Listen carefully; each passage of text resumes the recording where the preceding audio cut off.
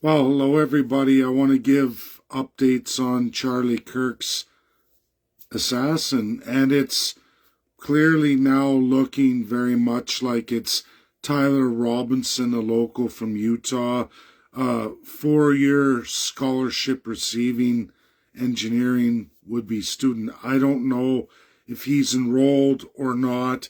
His father turned him in on the veteran t-shirt, and of course his running shoes from the pictures. It looks to be him. It's clear on his social media. It doesn't seem clear that he's transgender, or any of the reports we're getting on shell casings that leaked sheriffs of the community are saying are stamped with Antifa stamps.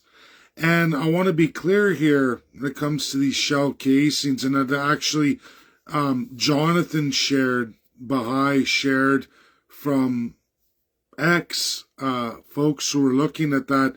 And I can tell you, I inherited a sniper rifle, British government, Canadian government sniper rifle from my great-grandfather, great uncle John in World War II. He was a paratrooper and sniper in the war. And of course, I have his sniper rifle. I inherited that as a child. And I can tell you all the casings could easily be construed military ammunition from Canada. Has that C with the arrow, and literally a stamped arrow. And sometimes they're stamped, these casings, 3 times over, which could easily be construed for Americans on initial investigation on casings to think that that represents Antifa when it's Canadian military issued ammunition. And I know because I have had those casings, I've had that brass, and of course we collect and we turn in our brass. Some you can, some you can't. I know those stamps because you can't turn those in to get those military grade shells refurbished into bullets. You can press them yourselves if you have a bullet press, but it's interesting. That's all I'm going to say is if the reports are true. I'm not saying they are. How would I know or anybody know? But if those reports are true, it's very well likely that that could be misconstrued Canadian military issued ammunition. And the shirt that Tyler Robinson's wearing is a very rare veteran shirt that you can't buy. It has to actually be mailed out from the organization, which his father, when he saw that picture, knew right away. So I don't have any of the details, folks, other than that.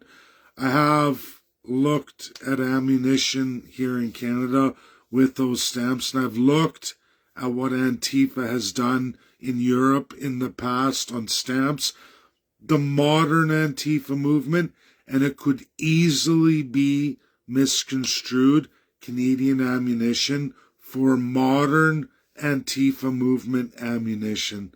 It's very easily that could happen from an American local who's not familiar with Canadian military ammunition.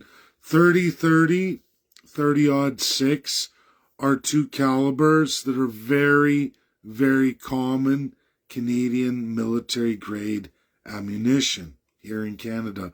And yes, there's a British stamp that doesn't have the C like Antifa, but the Canadian one certainly does.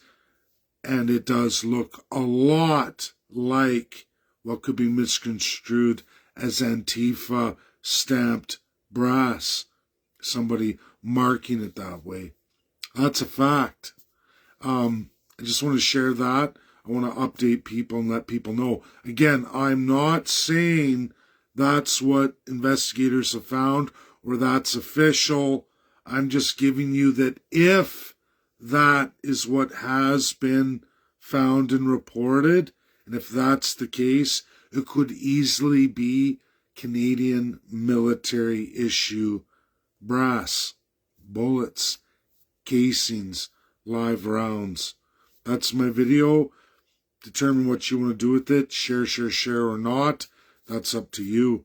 I just know from what I have in my lineage and what I hold as property today. Thank you. Bye now.